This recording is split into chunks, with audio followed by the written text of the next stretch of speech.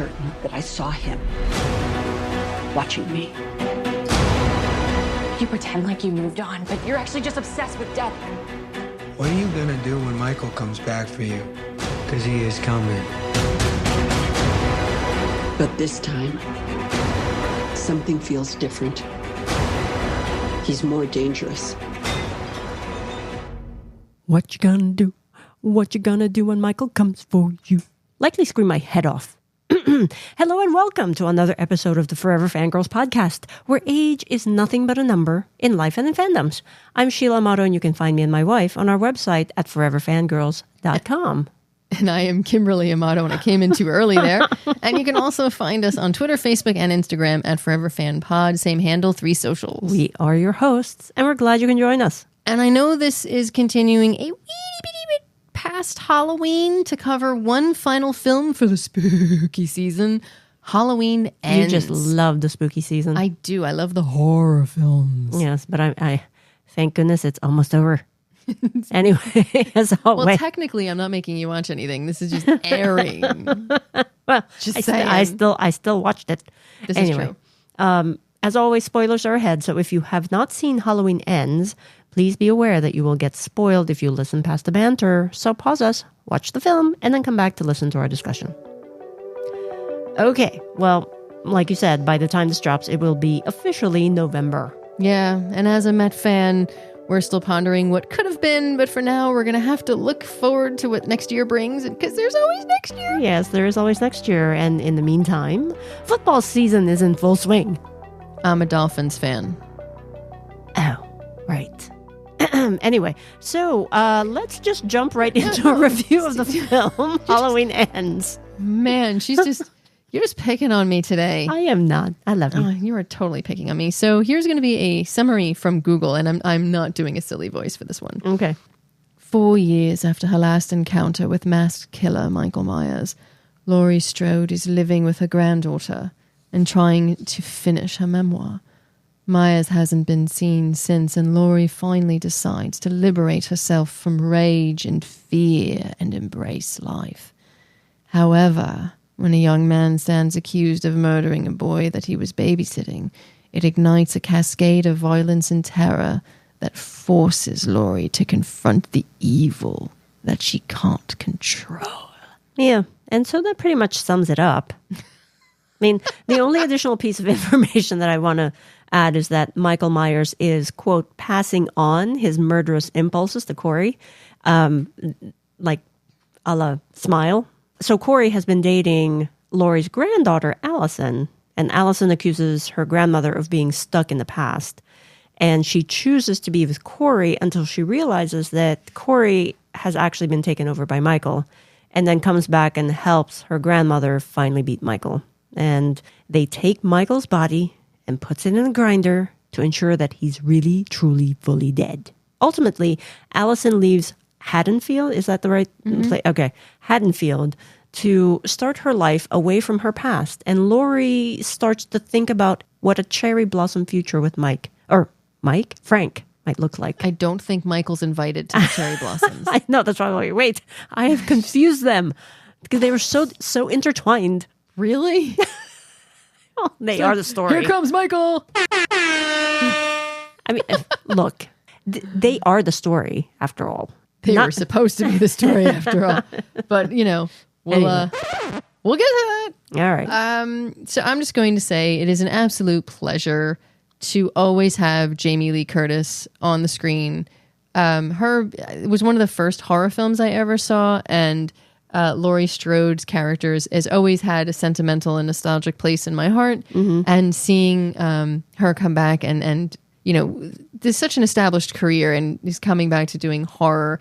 Some people could look at it negatively, and I just went, oh my God, thank you. I know that, there's a lot of people that don't like the last 2 films. I just love Jamie Lee Curtis. So, I'm thankful that we got this trilogy with her in that character of Laurie Strode. I mean, I didn't realize that, this is basically 40 years in the making. So to have Jamie Lee Curtis be in all of the films is, aside from the story, I mean, that's an incredible feat. Yeah. 4 decades. Yeah. Yeah. Oof. I mean, and we've spoken about Jamie Lee Curtis before in Everything Everywhere All at Once. Such a good movie. Exactly. And extraordinarily talented woman, and such a, when on screen, doesn't matter what she's in. And, we have discussed, and I do fangirl out about a lot of people. This for me was such a nostalgic role, and it would be like seeing Sigourney Weaver come back and do Ripley, in Alien. And it's that kind of thing for me. So I was going to see it whether it was good or not, and I absolutely appreciate and love the fact that she did do this and gave us this trilogy. Yeah. The thing with the movie itself, aside from Jamie Lee Curtis, one of the questions that I asked you is, why can't Michael die, right? And I think we talked about this in the past. I think we spoke about it during Halloween Kills. Yeah. And you were basically explaining that evil can take any kind of shape. It's all around us. So yeah, it never really dies. Yeah, evil is insidious, infectious, just like in Smile and all these other horror films that we've seen. If you really look at evil, it can be transferred, it can be manifested in so many things. And one of the things the film gets right is showing that even without Michael there every Halloween, there's chaos. And if you look something happens. Yeah. Something happens. And I think it's a little more exaggerated in this town. Maybe Haddonfield is like on top of a hellmouth. Then they need Buffy. Sorry, had to throw that in. Like, well, it always happens in this one place. Why? There's a nexus of evil? Well, or, maybe Adriel is there and we need to call the warrior nun. We're totally mixing genres here. I know. But evil is everywhere. You can't kill something that you cannot see. And evil, true darkness, evil, and I'm not talking misguided, I'm talking Mike Myers, evil is insidious, and you will never, ever root that out. Well, you can combat it by having education and teaching people how to find out the truth, because the truth will always come out. It just might take its time, but it'll always be there. It's never going to go away. Just like, the thing is, you can't. If evil is gone, there's no goodness. Right. Yeah. So, and that the film does that well. It does tell you that no matter what is outside your door, there's always going to be a smattering of good and evil. There's always going to be, for every radio DJ who turns around and says, I'm going to say what I want and do what I want, which was really and truly indicative of specific news media organizations who just basically put whatever they want on television under the guise of an opinion show, to then have the opposite side where you do have Allison, who really is living with a bad rap and a bad history that is kind of shading how everybody views her. And she's just trying to do her best and further her career and be kind to people, and even is kind to Corey, because she's been there and she understands what he's going through and she kind of likes him. So, for for everyone, there's another, there's a balance, and the movie does that well enough to show you there's a balance. So since this is a horror film, yeah, taking us back to that point, it wouldn't be a horror film without a lot of death. For me, the scene that was just quite, it was disturbingly horrific for me was the junkyard scene where the kids got killed, mutilated by Corey in the scarecrow mask. Yeah, I that was just, oh my God. I was cringing in my seat watching it. It was just, And what's funny to me? That was like, out of all of them, that felt the most mundane because you saw the least. Maybe that's why I was just taken aback by it, because it's just, I don't know what it was. Maybe because they were kids. Forgive me in kind of saying that in movie world, they deserved it and they got what they deserved, all of them, even the one that was like, but don't do it. Yeah, but you still didn't do anything to stop it. It's a sister. And I felt bad for her because I think that she was trying to do the right thing. She just wasn't strong enough. It shows that when you follow people, you have to find a way to stand up on your own. And that's going to, unfortunately, we're going to have to put a pin in that one. But for me, and I kind of touched on this, it really is Halloween Kills, its predecessor, and Halloween Ends really felt like they were mirrors to the current state of society built on fear-mongering, mob rule, pointing blame, not asking for context or validity into what people say. But this film, Halloween Ends, it felt like evil spread through Halloween, even without Myers, because it spreads like a cancer, a disease, right? Fear, hate, distrust, all those darker emotions, they kind of prey on people. And it does make people want to protect themselves and defend themselves. And we saw that. And it does show that we need to kind of fight our fears and look for the truth. And that's kind of where Laurie Strode comes in, because she seems to be writing this memoir looking for the truth, and not so much like other people blame her. You know, it's constantly being said, well, you went after him. You provoked him. You're the reason you brought this. Yeah. So she's to blame for everything, which we've seen happen in modern day. Everybody points a finger and says, this person's bad. Vote for this person. You know, because it's easier to find a scapegoat. It used to be called just mudslinging, and it was like, oh, so-and-so had an affair. And now it's like, they're going to destroy you and take your money and raise your taxes and kill you and your family. It's really bad. Mm-hmm. And, you know, seeing Laurie go through her memoir and really try to get to the truth of the matter, you even see her deleting what she says because it's not exactly right. It sounds too out for what she's saying. You know, we have to let it in. But are we letting it in? And she's like, we let it inside.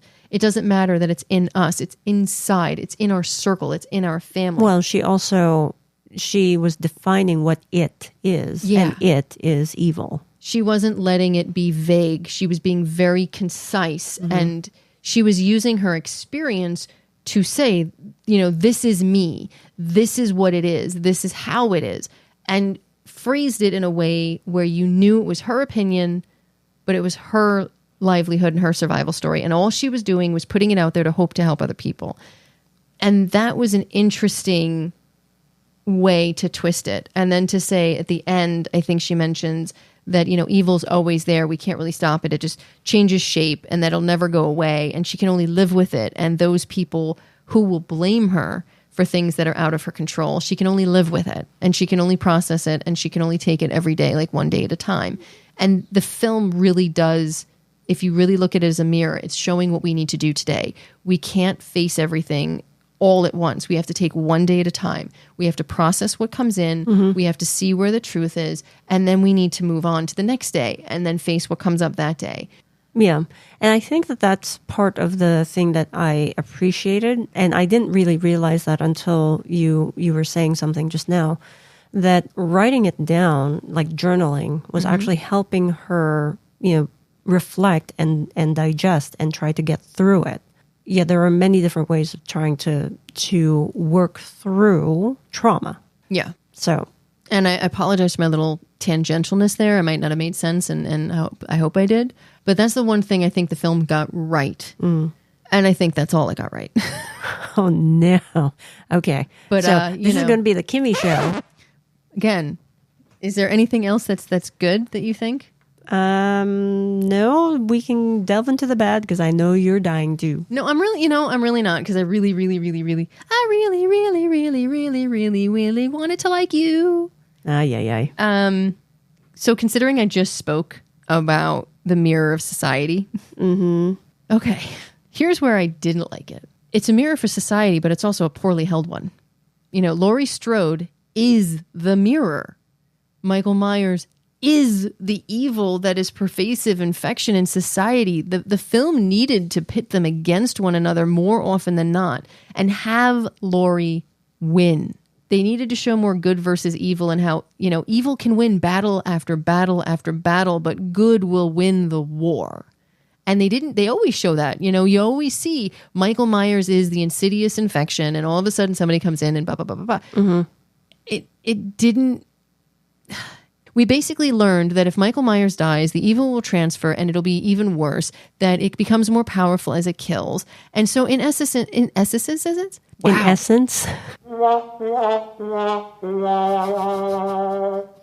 anyway, in essence, the film also kind of took that positive message about take it one day at a time, listen to what you're going through, process what you're going through, and you'll be able to get through the evil and through the mess of all of these voices screaming at you, and you'll be able to get to the other side.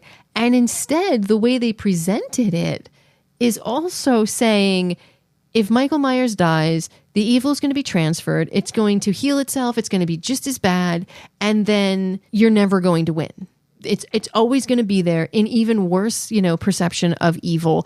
And it's going to keep reinventing itself, and it's going to keep healing itself, and it's going to be more pervasive, and eventually it's going to overwhelm you. Like she even says, just do it at the end where he's strangling her. Just do it. Just do it. It's like she's giving up. But I mean, well, one of the takeaways that I had was that Corey was a poor substitute for Michael. I mean, well, but we all know that it's Michael Myers' movie. I understand that. I'm just saying that part of that is also showing that even though he was trying to transfer it, no one is going to be Michael Myers.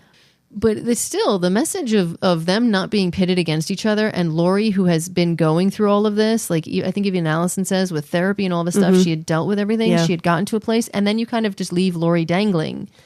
And Laurie was actually, living her life for the last 4 years. Yeah, and she's the one who even figures out that Corey is now changed and his eyes have changed and his personality and the way he is changed. So even she is using day by day what she needs to. So you've got this great message, but you don't actually have her facing Michael Myers. She's facing Corey, who isn't really the true evil. So you're telling me that, okay, so he's got scout soldiers and okay, the good versus evil and mirror justice and blah, blah, blah, blah, blah. But they're not facing each other. So really you're telling me that she's never going to ever get away from this evil. It is always going to be there. It is always going to come for her. And in a sense, the message you're trying to tell me that you sort of do really well, you're then later on telling me, nope, sorry, just kidding. There's no hope at all. As you were talking, I was actually thinking about the fact that, Corey, he was being picked on. He got labeled a child killer because of an accident. And the way they depicted him getting strength is through killing, through following Michael Myers. Yeah, and that's bothersome. Yeah, that is rather... I don't know if that's something that they meant to have in there, but it's not the right message to send. No, because you know what? You can find strength in your family, in your friends, in therapy as you go through the trauma that you're processing.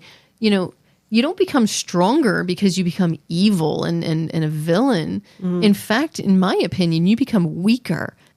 So that was off-putting, that all of a sudden he could stand up for himself. I didn't like that at all.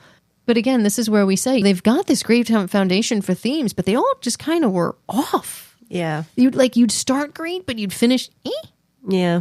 And I don't like that they were focused more on Corey and his becoming evil more than Laurie and her defeat of evil. I really don't like that. Right. That was one of the what's the right word here? I guess I was confused with that.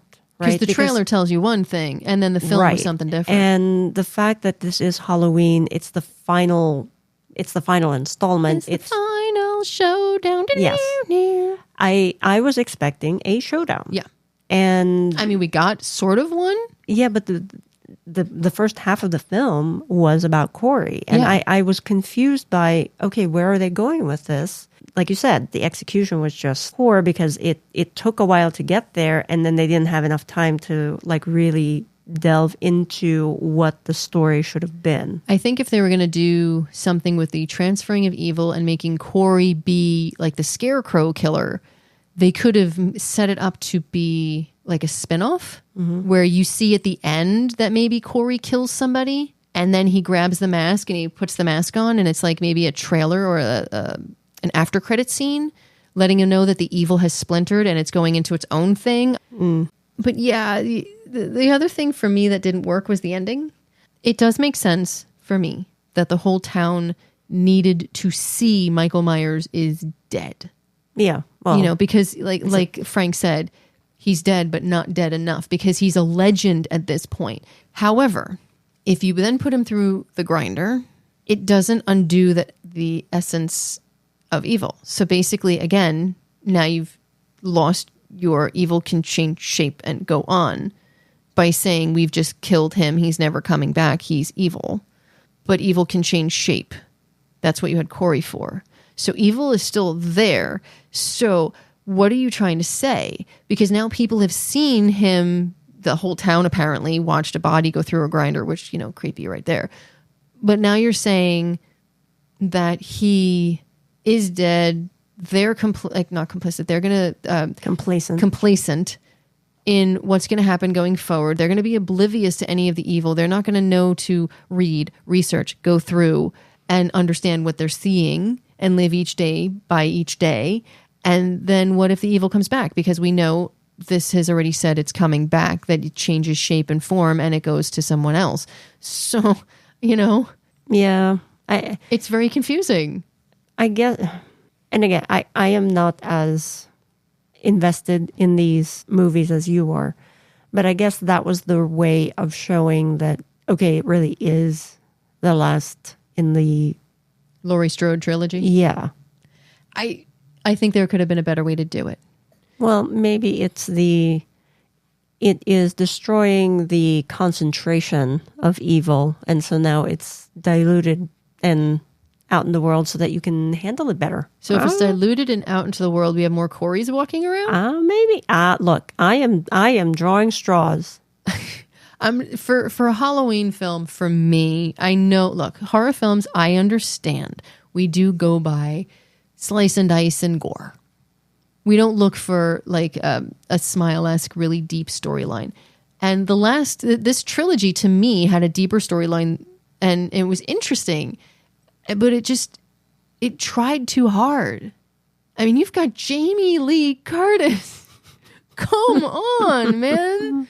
I want to see Laurie slicing and dicing Michael Myers constantly. I want them to see each other. I want it to be a slow descent into her, oh my God, he's back. All they had to do, she's like, in the trailer, I swear I saw him staring at me. I was like, oh my God, he's going to be standing right by the bush again and watching her. Instead, it's Corey. I'm not afraid of Corey.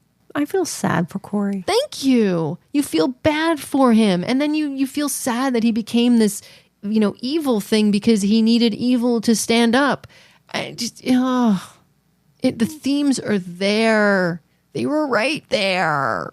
Just kind of missed it. Just a bit outside. Anyway, okay. Any other bad, dear? I really, really wanted to like this. That is foreshadowing for what the rating is going to be. But you know what? When I saw the trailer, I should have gone.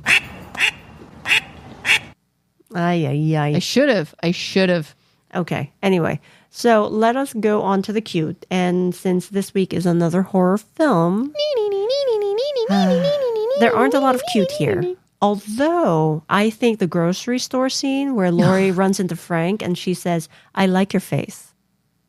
And then I like your face too. Stumbles to try to correct herself. It's the idea that Laurie has lived this horrific life for so long that she needs to learn how to just enjoy the lighter, happier things in life. Yeah, I mean, that was adorable. I just can understand why people were very disappointed. Yes, you've said that on more than one occasion. Really? I don't like you right now. All right, so I guess that is our discussion of Halloween Ends. It is now time for our Forever Fangirls rating. Drum roll, please. We rate Hollywood Ends. Hollywood Ends? No. Hollywood Ends? I don't think Hollywood's ending. No. If Hollywood ended, we would have no entertainment and then we would have no podcast. So let's not say Hollywood Ends. Yes, let's not say that. We rate Halloween Ends. Oh my goodness. It's a long day. It is. Anyway, it is 2.5 stars. And we agree on this rating. I really, really, really, really wanted to like you. This movie just wasn't what I wanted it to be. Tear. Look, if you've listened to our podcast, you know this was a film I was truly looking forward to. And to be honest, I kind of liked Halloween Kills. I know a lot of people didn't. I liked the mirror of society. And I didn't find it to be a woke film. I found it to be a very kind of, again, looking in the mirror and seeing where you are currently kind of film. And I like that kind of stuff. But in this one, I felt that they said one thing, did another thing. And it was a lot of back and forth, so much so that the only redeeming factor to me was Jamie Lee Curtis in an attempt at a deeper theme beyond the normal horror film trope. But that being said, the execution is so poor that the story comes off like a lecture rather than an underlying message. I truly believe the message is an important one, that fear and evil can change shape and give a smile to your face while knifing you in the back. That's what I got out of it.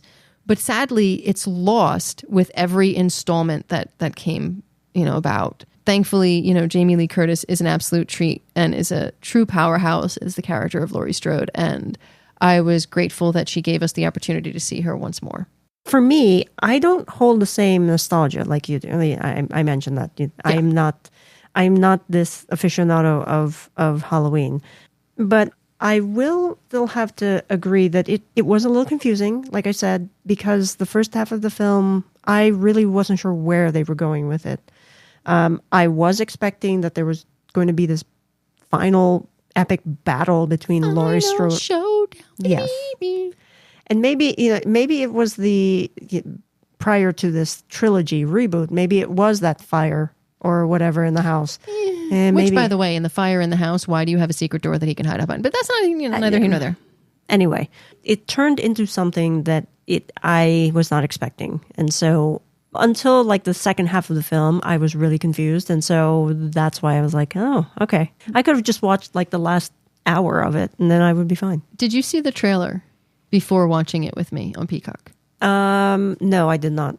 Okay, because the trailer did make it look like it really was, and at least it felt like it really was a showdown between Laurie and Michael. So I feel very cheated. You know what? I'm sorry. I might have seen it because you must have showed it to me then. Yeah, because the trailer presented it as one thing, and it was something completely different. Yeah, so that's probably why, and forgive me, my brain is Swiss cheese right now with everything that's going on with work. But I think that you did. That's why I had this expectation that it was going to be like some kind of epic battle. You know how I feel about this movie? Oh my goodness. It's true though.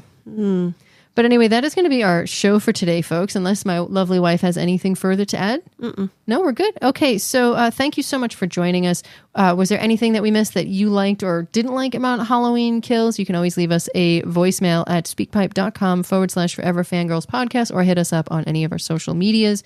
If you're listening to this podcast on your smartphone, please be sure to hit that little subscribe button, leave a review, do all the fun stuff, and let us know what you think, because we do this for our lovely listening audience, because trust me, I don't like to hear myself talk. And until I am not looking at you, I'm smiling. No, I am not looking. Just smiling. Until next time, stay safe, be kind, and remember, human beings can personify evil into a larger-than-life, unkillable man. But the more terrifying aspect of evil is that it is everywhere, more unkillable than any fictitious creation. Don't fall prey to it. What you gonna do? What you gonna do? What you gonna do when Michael comes for you?